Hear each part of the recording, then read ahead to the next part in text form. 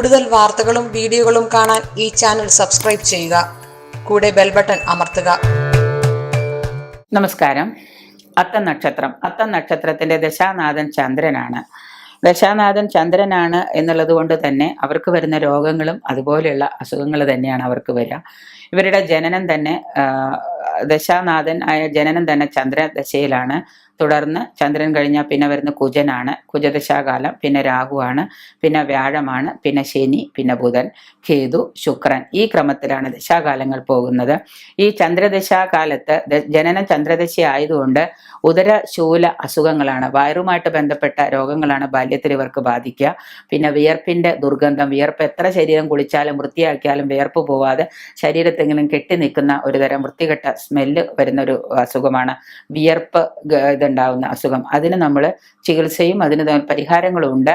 ഒപ്പം തന്നെ വാതജന്യ പീഡ, മന്ദാഗതി, നിങ്ങൾ ശരീരത്തിന് പൊതുവെ ഒരു ചന്ദ്രനാണ് ജനനത്തിൽ എന്നുള്ളതുകൊണ്ട് പതുക്കെ, വളരെ പതുക്കെയാണ് എല്ലാ കാര്യങ്ങളും പോവുക.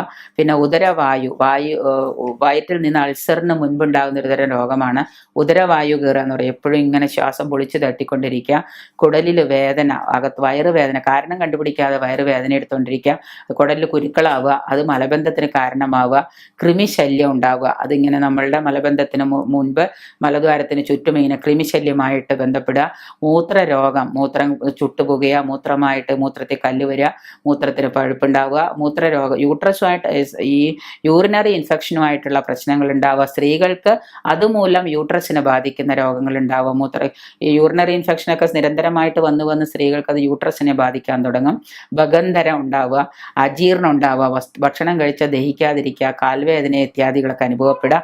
ഇതിന് പരിഹാരമായിട്ട് നമ്മൾ ചെയ്യേണ്ടത് എന്താണെന്ന് വെച്ച് കഴിഞ്ഞാൽ സുബ്രഹ്മണ്യ ക്ഷേത്രങ്ങളിൽ പോയിട്ട് സുബ്രഹ്മണ്യന് വഴിപാടുകൾ, ഭസ്മാഭിഷേകം, പനിനീർ അഭിഷേകങ്ങൾ ചെയ്യുക, മൃത്യുഞ്ജയ ഹോമം ചെയ്യുക, ജാതകം പരിശോധിച്ച് നിങ്ങളുടെ ഏത് ദശയിലാണ് ഈ പറയുന്ന രോഗങ്ങളൊക്കെ വരുന്നതെന്ന് പരിശോധിച്ചിട്ട് അതിന് പരിഹാരമായിട്ട് അതിൽ പറയുന്നുണ്ട് ഇന്ന സമയത്ത് ഇന്ന വഴിപാടുകൾ ചെയ്താൽ നിങ്ങൾക്ക്. അപ്പോൾ നിങ്ങളുടെ ദശാനാഥൻ എപ്പോൾ തുടങ്ങുന്നു എന്ന് പരിശോധിക്കുക. ദശാനാഥൻ നിങ്ങൾക്ക് ഗുണമാണോ ദോഷമാണോ ചെയ്യുന്നതെന്ന് നോക്കുക.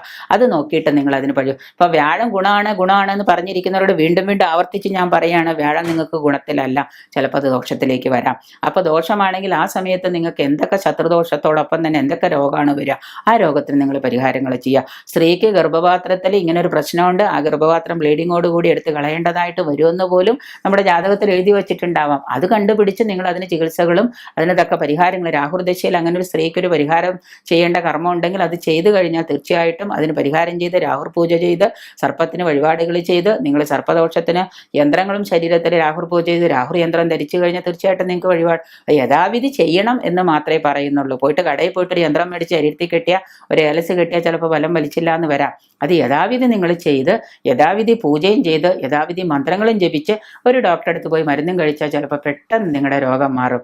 അല്ലാണ്ട് നിങ്ങൾ ഇതിന് പരിഹാരങ്ങൾ ചെയ്യാൻ നോക്കിയിട്ട് കാര്യമില്ല. നിങ്ങളുടെ ജാതകം വൃദ്ധ പോലെ പരിശോധിക്കുക. നിങ്ങൾ ജനിക്കുമ്പോൾ കൊണ്ടുവരുന്ന പൂർവ്വസഞ്ചിത കർമ്മമാണ് ജാതകം. അതിന് പരിഹാരങ്ങൾ ചെയ്താലേ നിങ്ങൾക്ക് ഇതിന് ശാശ്വതമായിട്ടൊരു മോക്ഷപ്രാപ്തി ഉണ്ടാവുകയുള്ളൂ.